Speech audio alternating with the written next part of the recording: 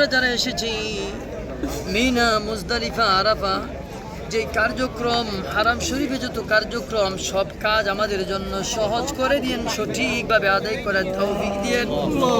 আমাদের এইগুলি সব কবুল আর মঞ্জুর ফরমায়েন। আমিন।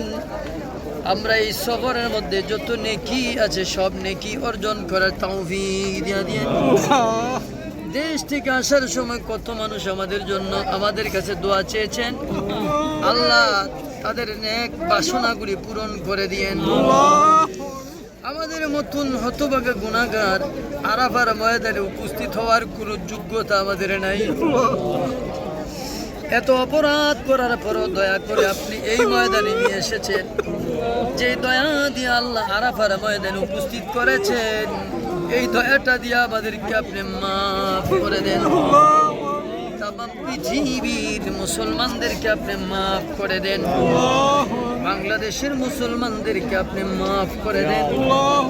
যারা দিনের জন্য আল্লাহ সংগ্রাম করে, দিনের দাওয়াতি কাজে গিয়ে কষ্ট পায়, আল্লাহ যত মুজাহিদ দিনের জন্য পরিশ্রম করে আল্লাহ জেলখানায় জুলুম নির্যাতনের শিকার সবাইকে আপনি গায়বী মদদ দিয়ে সাহায্য করেন।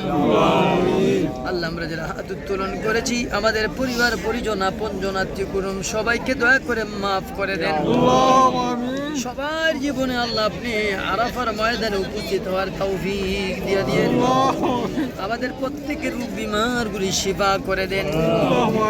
আর যেদিন মরণ হয়ে যাবে, যেদিন মসজিদের পালকি আমাদের জন্য পাঠিয়ে দিবা গো মাওলা, বেগুনা মাসুম বানাইয়া জবানে জারি করে দিও না।